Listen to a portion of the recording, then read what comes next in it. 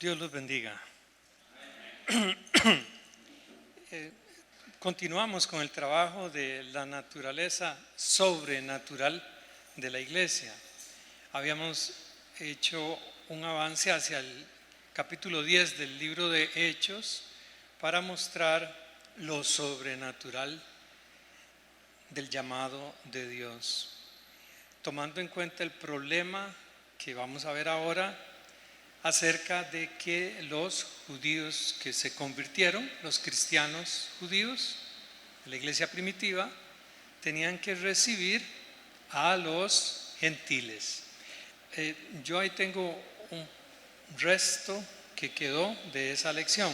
Sin embargo, la lección de hoy es un poco diferente, pero sigue con el mismo tono de crecer en ese conocimiento de lo sobrenatural de la iglesia. Para orar, yo quería que usáramos en Filipenses capítulo 4, 4:8. Vamos a ver si estoy bien. Sí, Filipenses capítulo 4, versículo 8.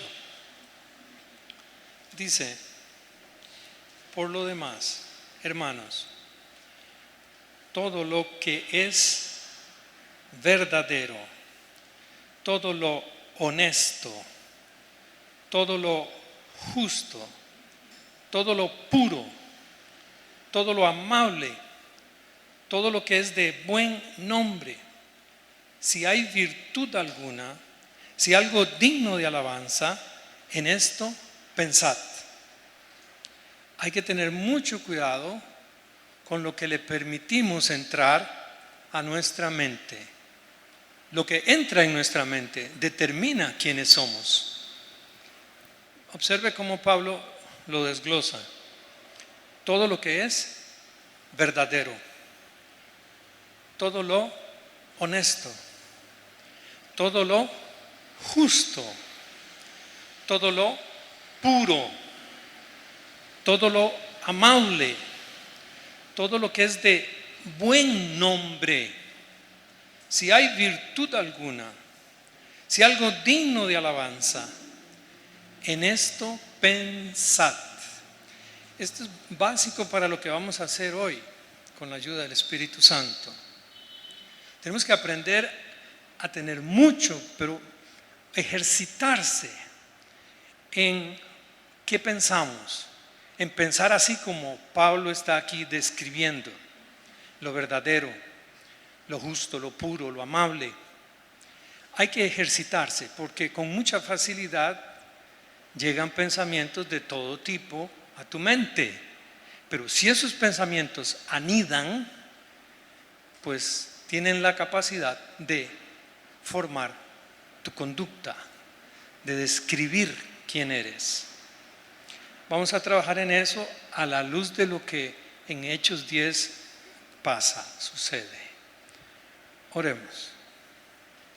Nos trajiste aquí para edificarnos, no para perder el tiempo. Ayúdanos a concentrarnos en lo verdadero. Tu palabra es la verdad. Que tengamos puestos nuestros ojos en ti, Señor Jesucristo, y en la forma en que tú actúas en la vida de cada uno de nosotros. Gracias, papá. Gracias en el nombre de Cristo Jesús. Amén. Vamos a Hechos 10. Primero voy a leer una parte y luego repartimos, que hoy mi nieta quiere ayudarme, la nieta mayor. Ya logramos empatar el partido. Tengo 3 nietas y 3 nietos. Gloria a Dios. Bueno, en Hechos 10 es sobre Pedro y Cornelio. Vamos a leer una parte que nos ayude a entrar en el tema. Había en Cesarea un hombre llamado Cornelio, centurión de la compañía llamada la Italiana, piadoso y temeroso de Dios con toda su casa, y que hacía muchas limosnas al pueblo y oraba a Dios siempre. Este vio claramente en una visión como a la hora novena del día que un ángel de Dios entraba donde él estaba y le decía: Cornelio. Él, mirándole fijamente y atemorizado, dijo: ¿qué es, Señor? Y le dijo: tus oraciones y tus limosnas han subido para memoria delante de Dios. Envía pues ahora hombres a Jope y haz venir a Simón, el que tiene por sobrenombre Pedro. Este posa en casa de cierto Simón, curtidor, que tiene su casa junto al mar. Él te dirá lo que es necesario que hagas. Ido el ángel que hablaba con Cornelio, este llamó a 2 de sus criados y a un devoto soldado de los que le asistían, a los cuales envió a Jope después de haberles contado todo. Más o menos para tener la idea sobre qué está pasando aquí. Y mi nieta, la mayor, que me ayude hoy.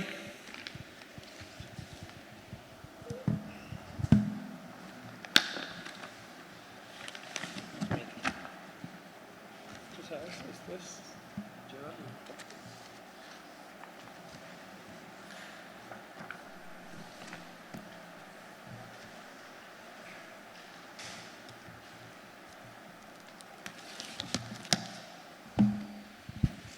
Como verá, la numeración que trae es diferente a la que tenemos en el trabajo anterior, pero va a anexarse bien, van a ver. Este trabajito tiene por título Una encrucijada en la vida de la iglesia primitiva, o sea, un dilema. Es la parte 1. Como le decía yo a mi hermano Oldemar, pretendo aquí hacer un poco de teología tica. Vamos a ver. O sea, muy autóctona. Creo que puede ser. Bueno, el capítulo 10 del libro de los Hechos nos cuenta la historia de una verdadera encrucijada en la vida de la iglesia. Por primera vez se admite a un gentil en la comunidad. Es por primera vez, es el primer gentil que se admite en la iglesia. Como Cornelio tiene una gran importancia en la historia de la iglesia, vamos a recopilar todo lo que podemos saber de él. Darle chance a mi nieta.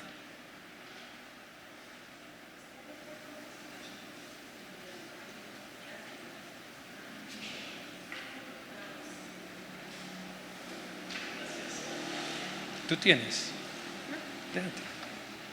Ok. Vamos a ver qué podemos. Ahí empieza. Mire, si usted va a leer un libro, hablando de libros de fe cristiana, antes de leerlo, averigüe algo sobre el autor. ¿Quién es ese autor? ¿Qué fue lo que hizo? ¿Dónde nació? ¿Se divorció? ¿No se divorció? Averigüe. ¿Llevó una vida buena o cómo? Trate de averiguar. No lea por leer, investigue un poco. Vamos a ver por qué Lucas registra que Cornelio era centurión. ¿Qué sentido tiene? Recordemos aquel principio que pues hemos aceptado, creo, de que ninguna palabra está en vano en la Escritura, ninguna. Bueno, primero, Cornelio era un centurión romano estacionado en Cesarea, que era el cuartel general del gobierno en Palestina. Eso es importante. 2. Un historiador antiguo dice que describe así sus características, las de un centurión. Se prefiere que los centuriones no sean temerarios. ¿Qué entendemos por temerarios? ¿Qué es conducir temerariamente? Arriesgados, locos. también cabe, ¿verdad? Observen. ¿Cómo, perdón? Bueno, ese está mejor. Claro, eso es el de mar, ¿verdad? ¿Sí? Imprudentes. Eso hoy predomina, ¿verdad? En las carreteras de Costa Rica. Bueno, un historiador antiguo describe así sus características. Se prefiere que los centuriones no sean temerarios ni lanzados, sino buenos hombres de mando, de carácter estable y, lo que dijo Olde, prudente, no propensos a iniciar la ofensiva ni la pelea temerariamente, sino capaces, cuando se ven asediados u oprimidos, de mantenerse firmes en su puesto hasta la muerte. Esto lo extraje de un historiador antiguo, no muy famoso, pero fue el único donde encontré que había las características que se pedían dentro del ejército romano para que un candidato pudiera lograr ser centurión. El centurión estaba al frente de 100 soldados, ¿verdad? Pero tenía que reunir estas características. 3. Cornelio era sin duda un hombre que sabía bien y a fondo lo que son el valor y la lealtad. Vaya tratando de hacerse una imagen mental de lo que era Cornelio, de la clase de persona que era Cornelio. Esto nos va a servir. Únelo con el texto que usamos para orar, en lo que hay que estar pensando. Yo no creo que Cornelio en su puesto estuviera pensando en locuras. Se dice en este mismo libro de historia que los centuriones eran la espina dorsal del ejército romano. Si se daña tu espina dorsal, ¿qué pasa? Pierdes ¿qué? Movimiento, ¿verdad? Las piernas, los brazos, hasta leí que hasta el cerebro se afecta. O sea, eran muy importantes los centuriones. 4. Todos los centuriones que se mencionan en el Nuevo Testamento son personas, escucha, dignas. Y varios de ellos dan muestras de discernimiento espiritual.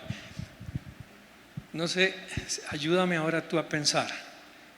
¿Puedes tú decir que hoy, donde tú te encuentras en Atenas, las autoridades que nos gobiernan son dignas? ¿Puedes tú afirmar? Cuando yo era niño, no hace mucho, yo tuve la oportunidad de encontrarme en el Parque Central con don Trejos Fernández. Fue un presidente de Costa Rica. Pude saludarlo.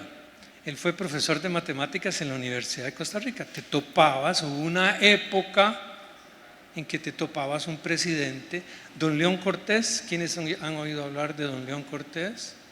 Ajá. ¿Sabes qué hizo una vez don León Cortés? Se disfrazó de recogedor de basura y se fue por las mediaciones del mercado para ver cómo recogían la basura. ¿Sabes por qué lo hizo?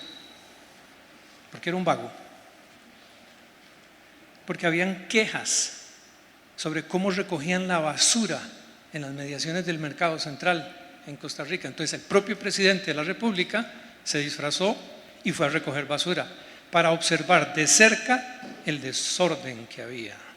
Entonces imagina cuando algunos de ellos se dieron cuenta quién estaba recogiendo basura a la par de ellos. Esto es importante, esto es teología tica. Nosotros nos vemos muy afectados por la imagen de las autoridades que nos rodean, ¿sí o no?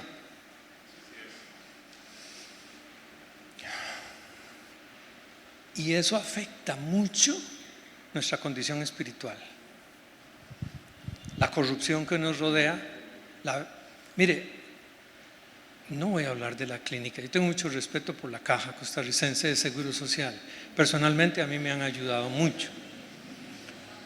Pero a veces uno escucha muchos comentarios muy negativos de gente de la cual uno no esperaría tales cosas. Cada uno investigue en su mente, porque no es casualidad lo que tú ves y lo que tú oyes. Y Dios quiere que tú aprendas a filtrar, teniendo el Espíritu Santo, que tú aprendas a juzgar lo que ves y lo que oyes y no hagas lo malo. Más adelante en este trabajo, vamos a adelantar un poquito, como yo siempre me pierdo en el tiempo, ¿verdad? En la hoja 3 hay un 9 grande ahí que dice para pensar. En la tercera de San Juan, solo tiene un capítulo, el versículo 11, dice: amado, no imites lo malo, sino lo bueno.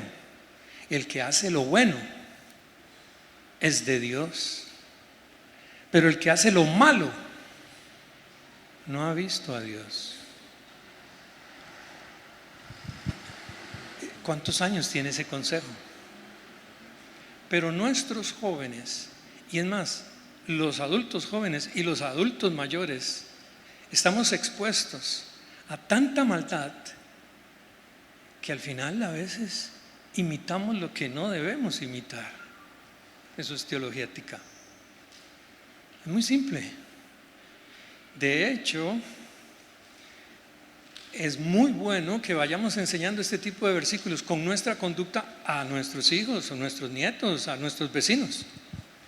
Que ellos puedan ver que nosotros hacemos lo bueno y que no hacemos lo malo. Hay que tomarlo muy en serio. Bueno, eso era un adelantito ahí, pero sigamos acá. Voy a mostrarle lo que la Escritura habla de algunos centuriones. Por ejemplo, Mateo 8, del 5 al 13. A mí me fascina este pasaje.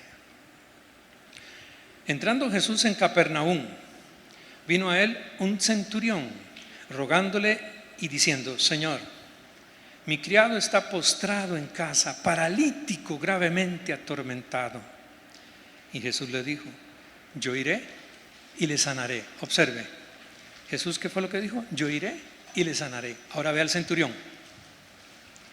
Respondió el centurión y dijo: Señor, no soy digno de que entres bajo mi techo. Solamente di la palabra y mi criado sanará. ¿Qué es esa formación que tiene este hombre? ¿De dónde adquirió él esta formación mental? Esa capacidad para contestarle así al Señor. Es que tenía el Espíritu Santo. No, Señor, no lo tenía.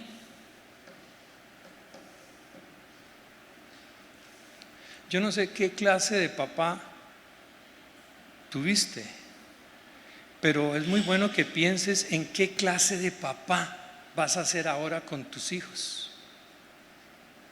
Es muy importante que los formes de acuerdo a la palabra de Dios.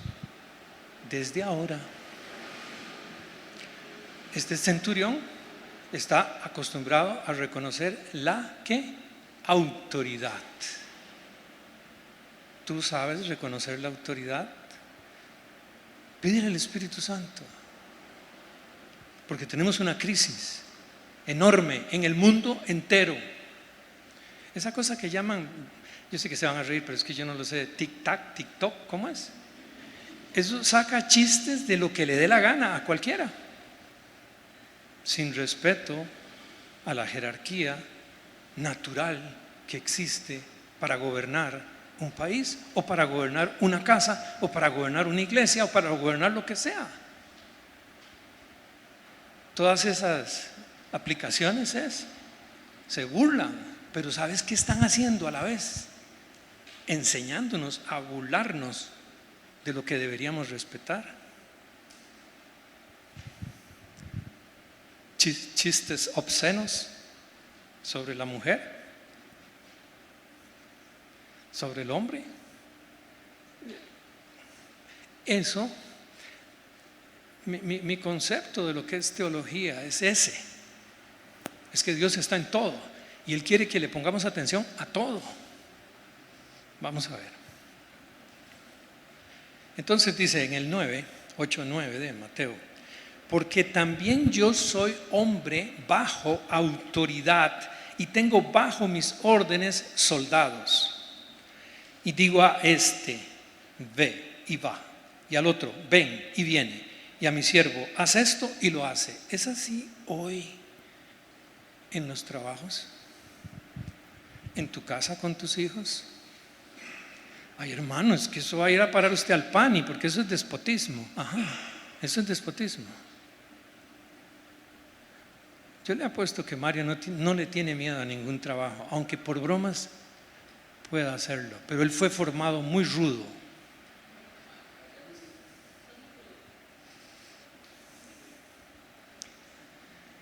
Observe, tú que tienes trabajadores, yo tuve también. Me daba mucha rabia ver que la mayoría de los trabajadores buenos míos no eran costarricenses, eran de los vecinos del norte. Me daba rabia ver que muchas veces ellos, por la enorme necesidad, supongo, se ponían bajo autoridad, aunque había que tener cuidado, por supuesto. Algo malo está pasando, y eso es una responsabilidad de nosotros que tenemos el Espíritu Santo. Observe a este centurión hablando: porque también yo soy hombre bajo autoridad y tengo bajo mis órdenes soldados. Y digo a este, ve y va, y al otro, ven y viene, y a mi siervo, haz esto y lo hace. ¿Qué está hablando?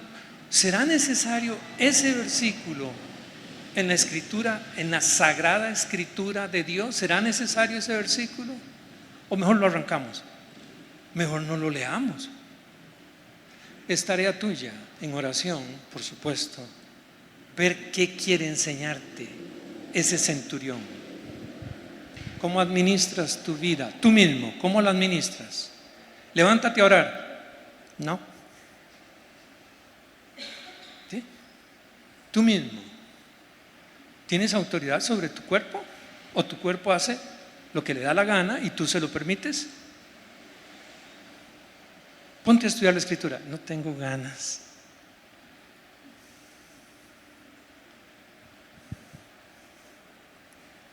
El 10. Al oírlo Jesús, mire, solo 2 veces se registra en la Escritura que Jesús se maravilló. Solo 2 veces. Busca la otra. Le doy un regalo al que la encuentre. Que no sea Oldemar.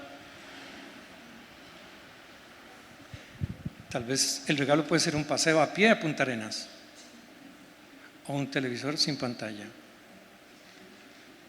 ¿Te parece? Solo 2 veces la Escritura registra que Jesús se maravilló. Oiga, dice: al oírlo Jesús se maravilló y dijo a los que le seguían: de cierto os digo que ni aún en Israel, ni aún en Israel, el pueblo de los patriarcas, de los que tenían las promesas, ni aún en Israel he hallado tanta fe.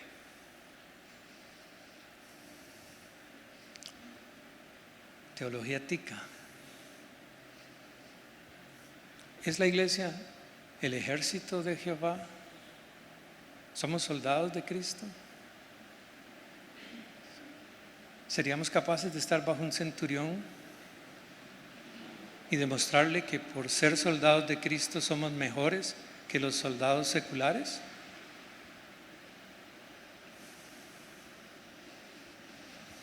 Once. Y os digo que vendrán muchos del oriente y del occidente y se sentarán con Abraham, e Isaac y Jacob. ¿De dónde vendrán? Del oriente y del occidente. Y se sentarán con Abraham, e Isaac y Jacob en el reino de los cielos. Mas los hijos del reino, ¿de quién está hablando? De Israel. Ahora, trata de hacer una hermenéutica sana y aplícalo a tu vida. Porque tú en este momento eres hija, hijo del reino. Pero ¿tendrás ese mismo concepto de autoridad que tiene el centurión?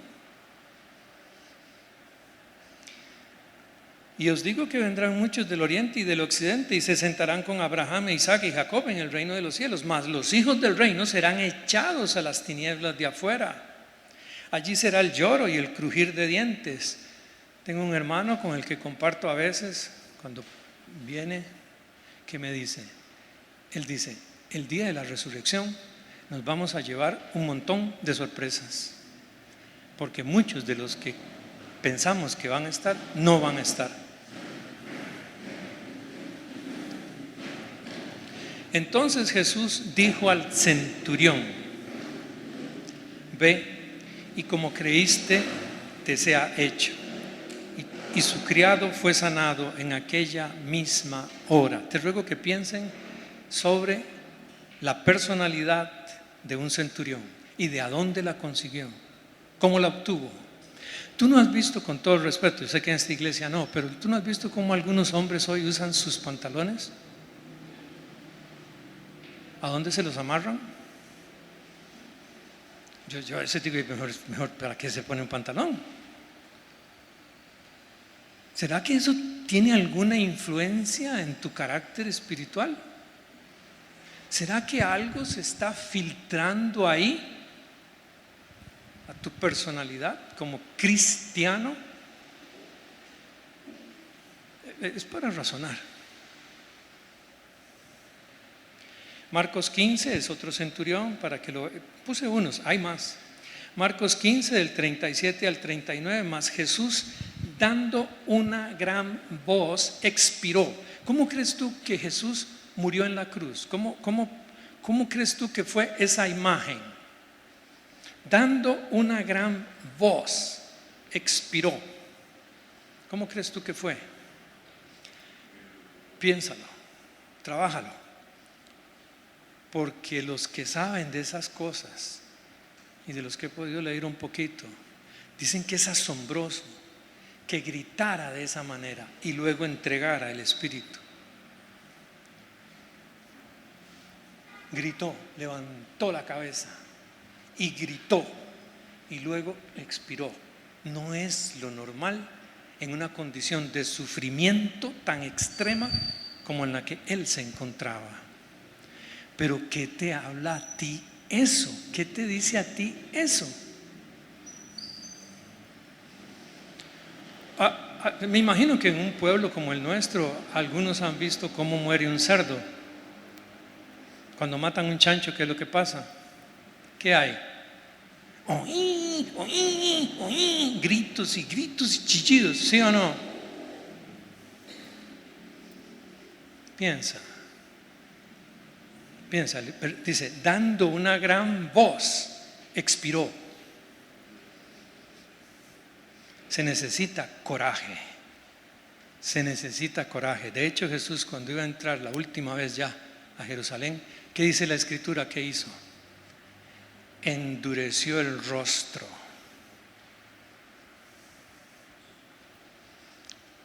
Endureció el rostro, lo puso como un pedernal, porque había profecías al respecto.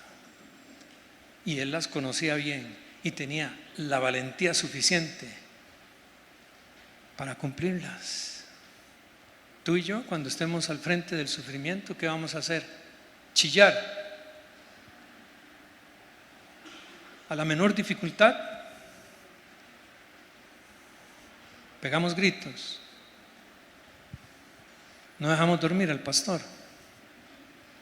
Pastor, pastor, pastor, pastor.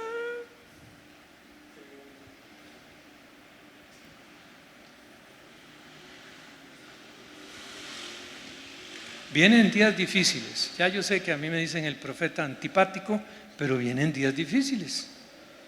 Y es mejor que analices bien lo que Dios hoy te está poniendo en las manos.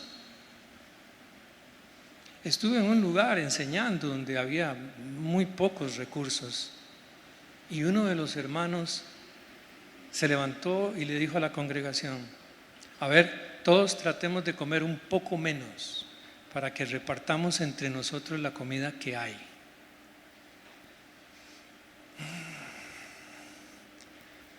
Puede ser que lleguemos a condiciones muy extremas y vamos a tener que dejar de comer un poquito para que el otro pueda comer un poco. ¿Será posible? ¿O empezamos a chillar? Mira, Hechos 27 es otro.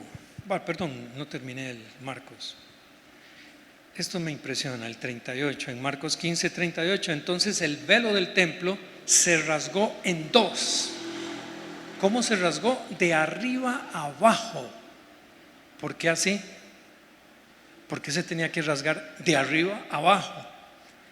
Es para los que tienen discernimiento, y aquí tenemos a un centurión observando, es el que sigue, se dan cuenta que fue de arriba a abajo, de arriba a abajo. Dios lo agarró con sus manos y lo abrió. Una imagen que hay que hacerse bien clara.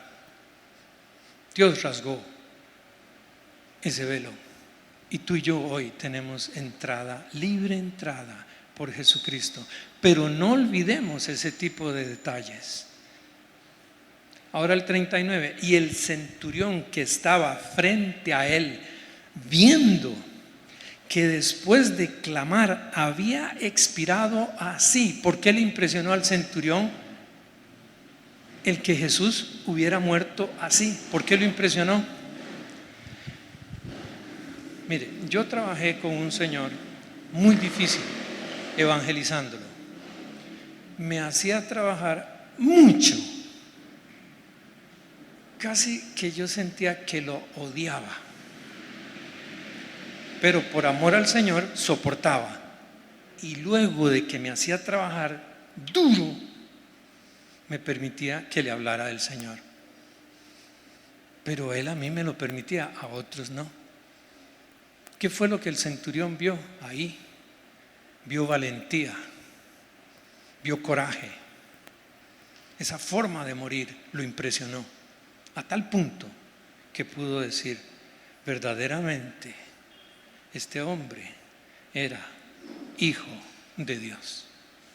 Qué triste, tengo que contar otra historia de cuando era joven, no hace mucho.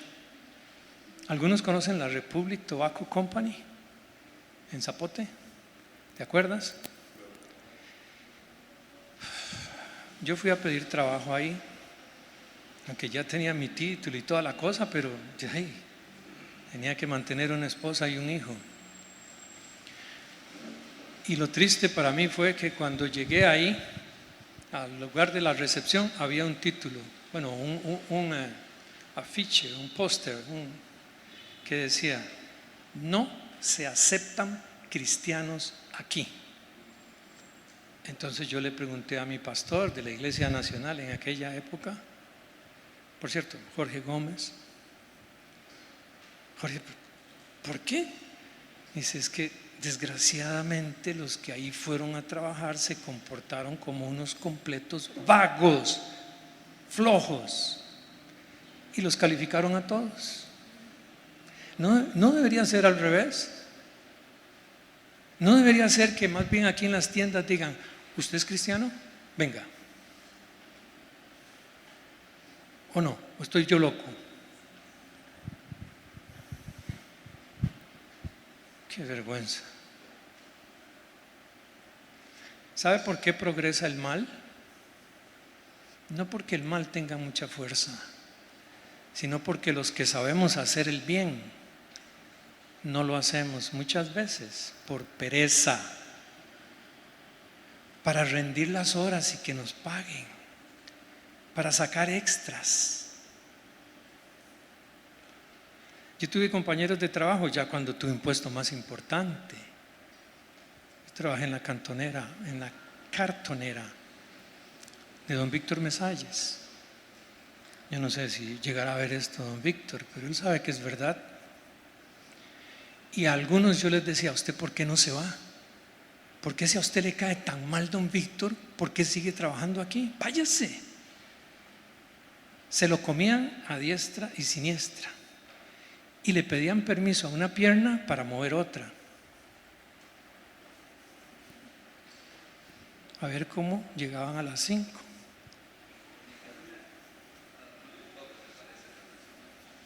No, Mario no, yo conozco a Mario. ¿Qué le parece?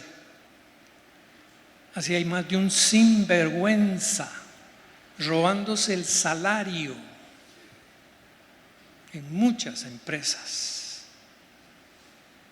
Lo más triste es que luego vienen y dicen que creen en el Señor.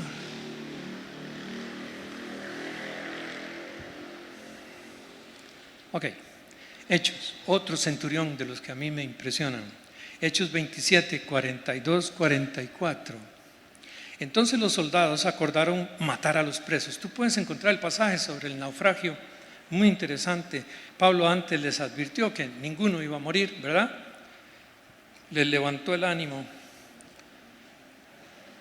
Los soldados acordaron matar a los presos para que ninguno se fugase nadando. Era una orden romana.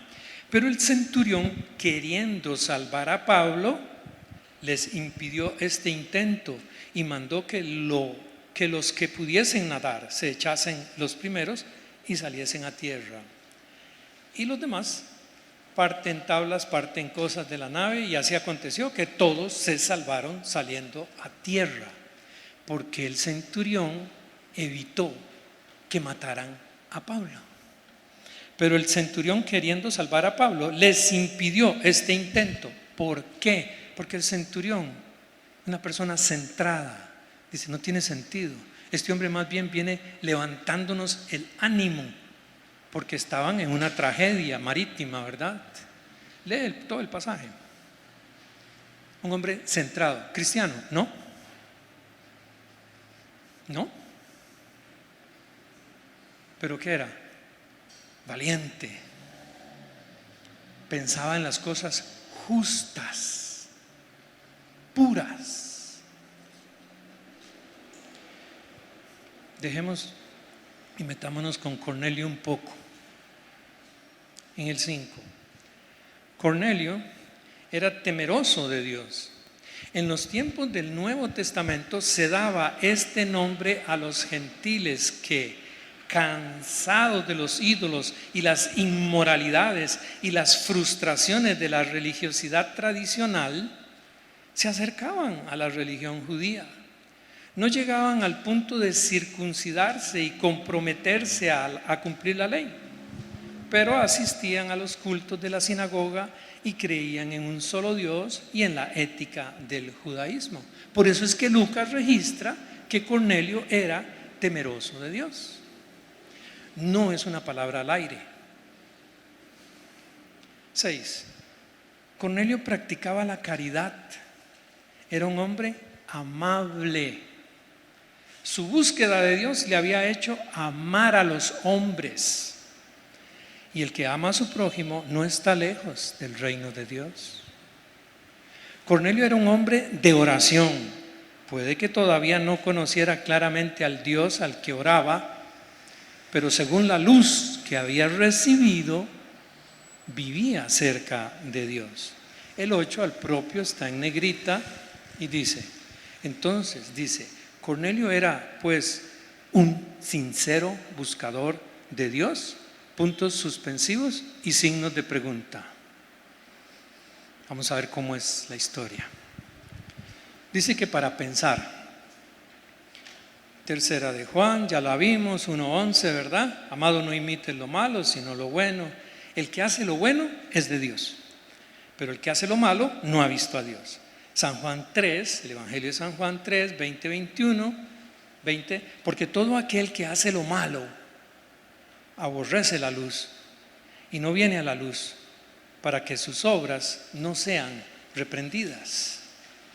Mas el que practica la verdad viene a la luz para que sea manifiesto que sus obras son hechas en Dios. Aplícatelo. Ahora veamos esta parte. Aquí es donde he tenido muchas discusiones. San Juan 6:44 dice así, en Reina Valera: y otro favor que te pido, no confíes plenamente en las traducciones. Reina Valera es una traducción, como otras. Si tienes recursos, y hoy el internet está lleno de eso, solo hay que saberlo usar, ponte a comparar qué dice una versión con otra, y si puedes, busca un interlineal griego. Hay uno disponible, interlineal griego bizantino. Muy interesante, porque ahora vamos a ver un pleito con una palabra que ha creado un sistema teológico muy escaso, muy estrecho. Mira, 6:44, según Reina Valera, dice: ninguno puede venir a mí si el Padre que me envió no le trajere, dice Reina Valera, no le trajere, y yo le resucitaré en el día postrero. Pues no dice así en el original griego. Ahí te lo puse en griego y es un poco complicado la redacción, obvio, porque es en griego natural, el propio, el koiné que se usó. Y puse en negrita la palabra que se traduce en Reina Valera por atrajere. La palabra es, en Reina Valera, la palabra de le trajere, en el original es atraiga. Traer y atraer no es lo mismo. Vamos a ver, ¿cuál es la idea? La idea es atracción. Atracción. Voy. ¿Cómo serán atraídos a Cristo por el Padre? Les será iluminado el entendimiento. Empecemos. Primero Dios ilumina el entendimiento. Veamos qué es. Dice en San Juan 6:45, tú vas a encontrar, escrito está en los profetas, y serán todos enseñados por Dios. ¿Cuántos? Todos. Todos es todos. Y serán todos enseñados por Dios. Así que todo aquel que oyó al Padre y aprendió de Él, viene a mí. Todo aquel que oyó al Padre y aprendió de Él, viene a mí. Ok, mira, para creer en Cristo es necesario que Dios nos enseñe con su revelación especial y que aprendamos de Él, o sea, con su palabra, y que aprendamos de Él. Hay cosas que incluso la naturaleza nos las enseña, pero para ser llevados a Cristo se necesita una luz superior. Dios lo hace mediante una operación en el interior de nuestras facultades espirituales. Al darnos la razón, Dios nos enseña ya más que a las bestias, pero al darnos la fe, nos enseña más que al hombre natural. Todos los que son sinceros, genuinos, son enseñados por Dios. Escuche eso otra vez. Todos los que son sinceros, genuinos, son enseñados por Dios. Usted no se extrañe si algunas personas rechazan el Evangelio. Averigüe sobre la conducta de ellos. Averigüe cómo son en la vida diaria.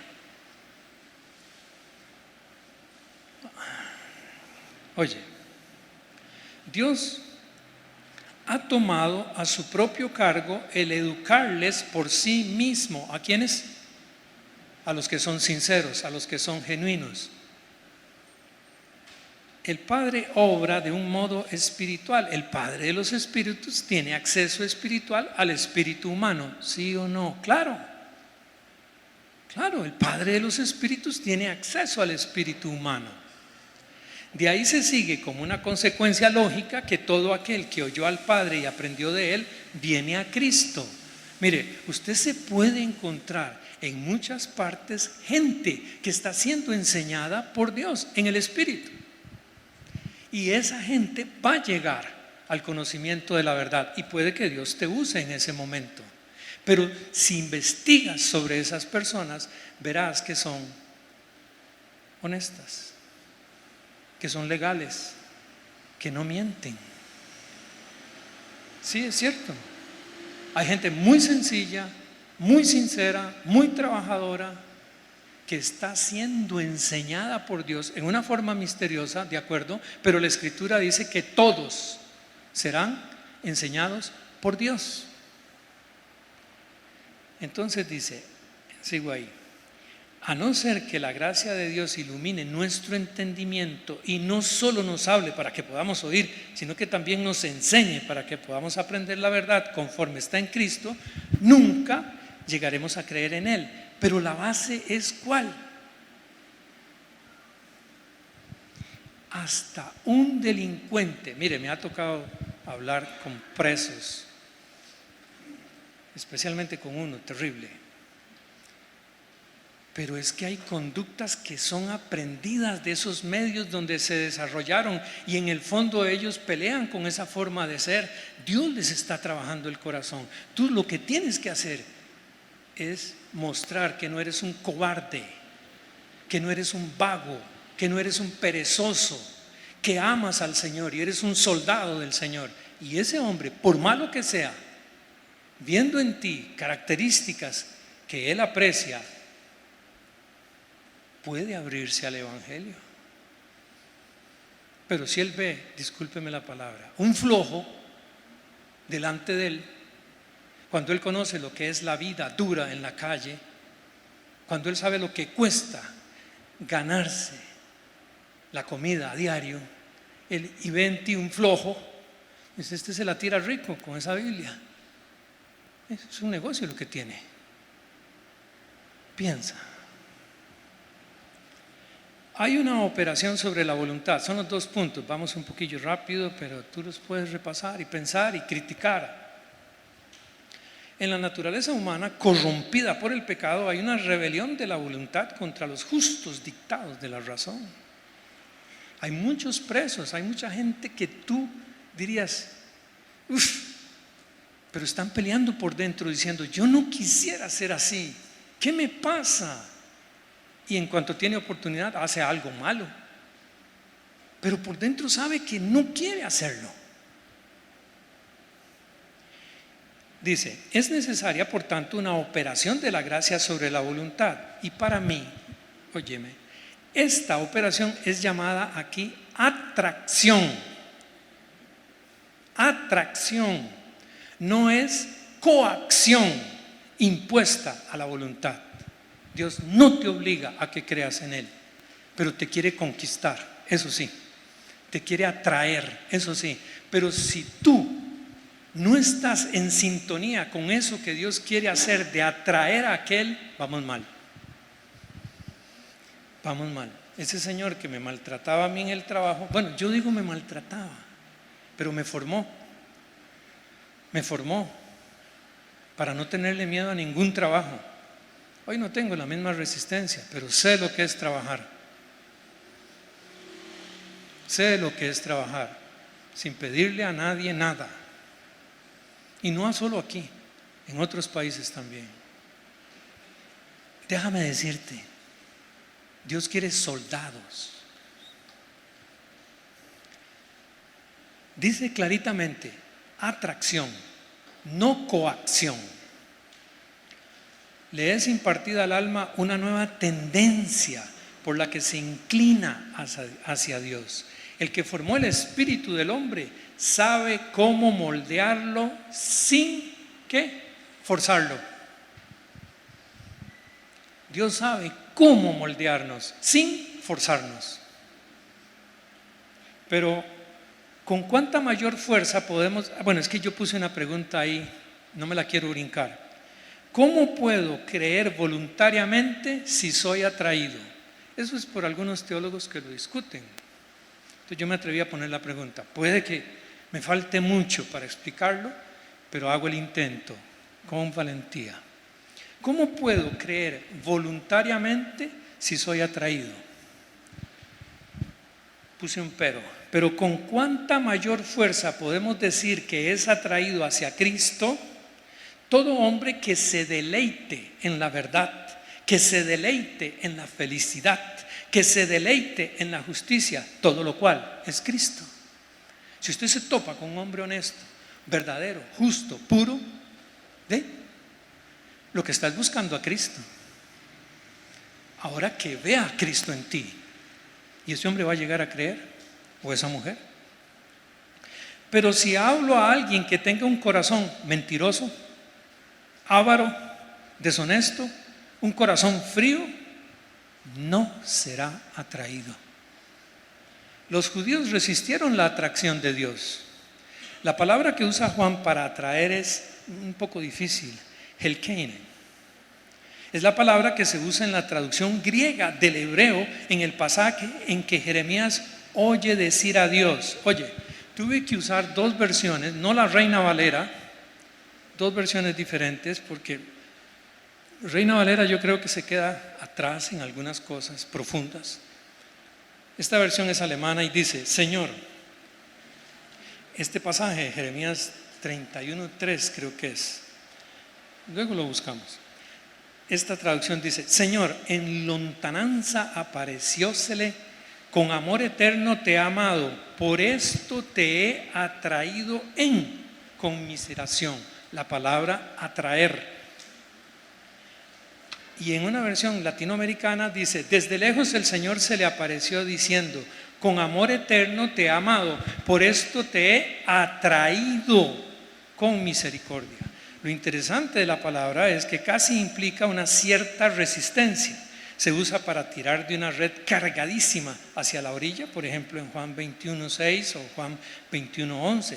Se usa de cuando arrastraron a Pablo y Silas a los magistrados en Filipos. O sea, que implica cierta resistencia. Es la palabra que se usa para desenvainar o tirar de espada, Juan 18:10. Siempre implica algo de resistencia. Dios puede atraer a las personas, pero la resistencia de estas a veces puede más que el tirón de Dios. Mucho depende de ti, de tu condición como soldado de Cristo, para que puedas mostrar al verdadero Cristo a muchos que están siendo atraídos. Si a aquella persona le agrada el orden, si a aquella persona le gusta la verdad, si a aquella persona le gusta la belleza, las cosas bien hechas, esa persona en realidad está siendo atraída por Dios al conocimiento de Cristo Jesús. Dios los bendiga.